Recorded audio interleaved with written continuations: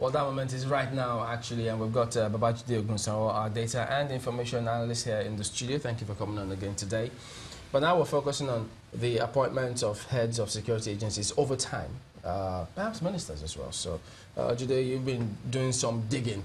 What have you found? Oh, again, there are several ways we could look at this, Chamberlain, but let's look at perhaps what people say is the genesis of the discussion on nepotism, favoritism.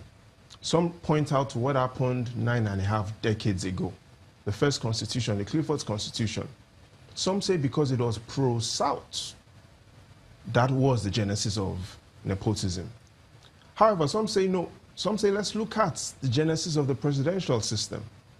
And let's look at what the Constitution says. Because again, some point out that even does have favoritism. Now let me explain and make myself clear. Now, in the 1979 Constitution, Section 14, subsection 2D, it talks about the primary purpose of government. And that was exactly the same phrase, the primary purpose of government. Two words, security and welfare. So the primary purpose of government is security and welfare. But again, that brings about three concerns. The first concern is, if the primary purpose is security and welfare, what is the secondary purpose? So you can't have a primary purpose without having other purposes. And so the Constitution is totally silent about the other purposes or the secondary purpose of government. The second is, it talks about security and welfare. But can we really separate security and welfare? Are they mutually exclusive? Are they really on separate lanes? Now, the third is, let's go with what the Constitution says, by security and welfare. So do we have a National Security and Welfare Council? No, we don't. Do we have a Welfare Council? No, we don't. What we have is a National Security Council. And so based on how the Constitution has been set up, even though the primary purpose is security and welfare, the emphasis has been now placed on security. Can there be welfare without security? That's the challenge. Can we have welfare without security? So no, and they're taking it for granted that, yes, once you provide security, every other thing can be predicated on that. Yes, that's it. And that is it. And so the National Security Council was set up.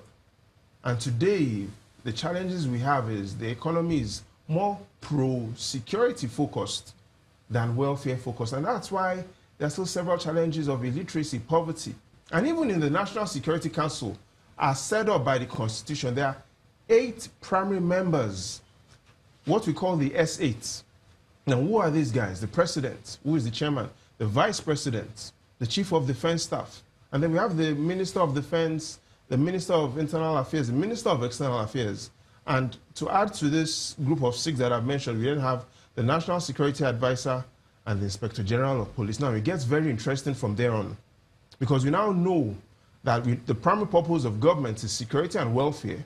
However, the Constitution gives more power to security because there's no National Welfare Council. And so in 1979, it was all set when President Shagari was to set up his National Security Council of these 8 men.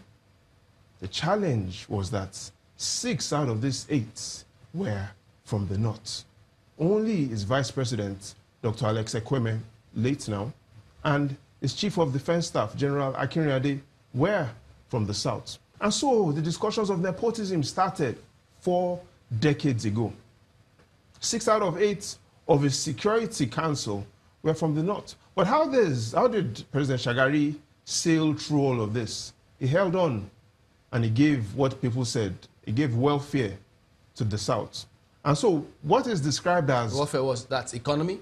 Core welfare. So we call that health, housing, and education. And so for health, he had Chief D.C. Ugu. For housing, it was also a Southerner, Dr. Dosumu. And for education, we then had I.C. Madubuke.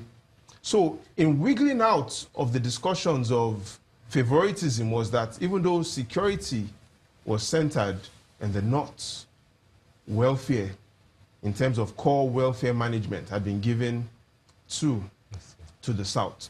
But again, that didn't stop because, again, several people accused them that his Minister of Internal Affairs, Alhaji Bello Mitama Yusuf, was from a zone, Northwest. They said his Minister of External Affairs as well, Ishaya Audu, was from the Northwest. And they also said even his National Security Officer let's go to break. We'll come back and wrap this up. Sokoto. Join us again.